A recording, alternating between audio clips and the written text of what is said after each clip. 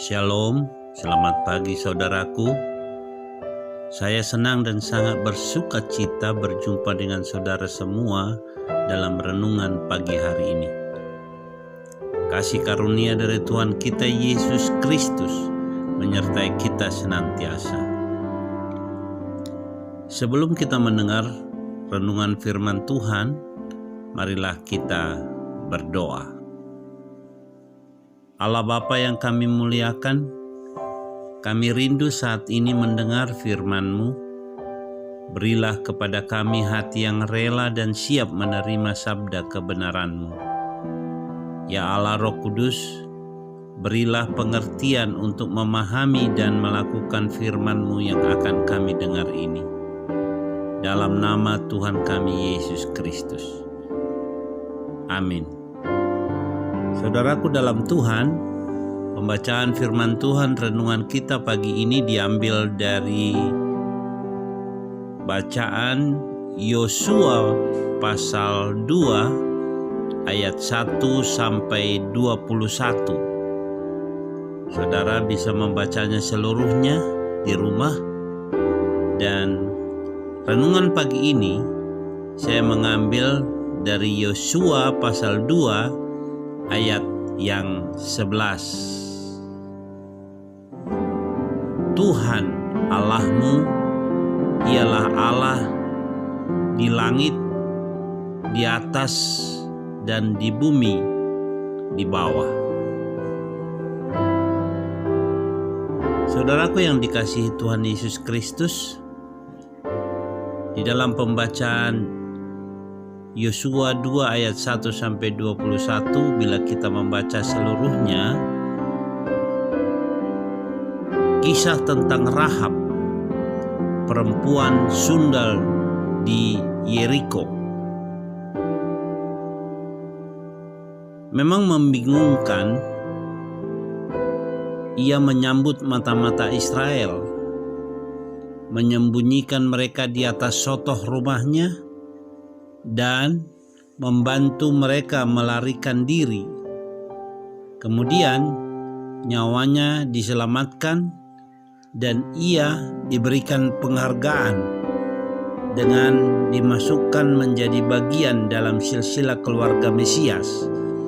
Matius 1 ayat 5. Mengapa Allah memilihnya?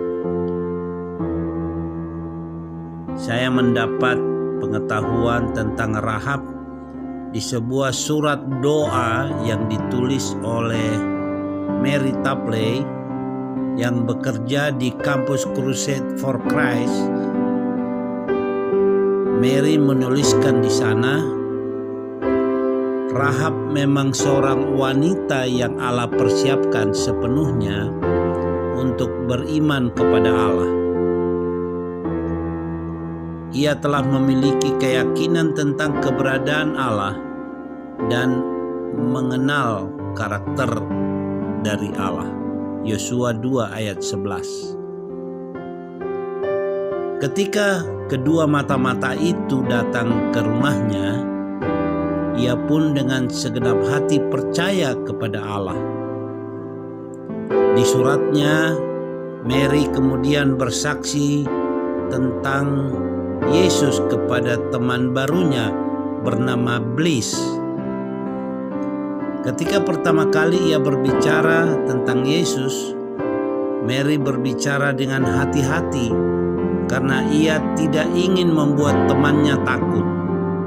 Namun ternyata Bliss temannya ini telah siap, dan sebelum Mary selesai berbicara, ia bertanya kepada Mary, "Maukah kau mengajariku bagaimana caranya menjadi seorang Kristen?" Tak lama kemudian, Bliss telah berlutut memohon agar Yesus bersedia mengampuni dosa-dosanya dan menjadi juru selamatnya. Saudaraku yang dikasihi Tuhan, Rahab siap, Bliss pun siap. Di sekitar kita mungkin ada banyak orang yang telah siap untuk mempercayai Kristus. Mungkin yang sangat mereka butuhkan saat ini adalah pemberitaan kita tentang Yesus Kristus. Saudaraku yang Tuhan kasihi, bersediakah kita menjadi saksi Kristus untuk memberitakan Injil-Nya? Dimanapun saat ini saudara berada, tidak menjadi persoalan. Yang menjadi persoalan adalah apakah saudara dan saya bersedia menjadi pemberita Injil?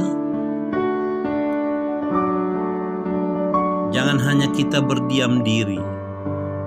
Ini saatnya saudara dan saya diutus Tuhan untuk memberitakan kabar keselamatan Yesus Kristus. Relakah saudara saat ini diutus oleh Tuhan? Pembacaan firman Tuhan dari Lukas 10 ayat 2 dikatakan di sana,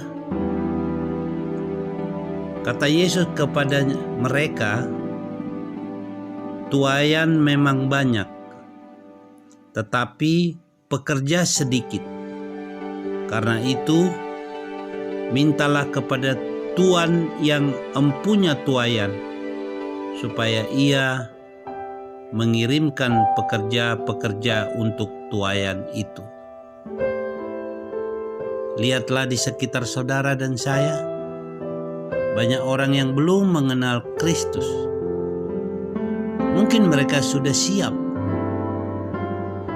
namun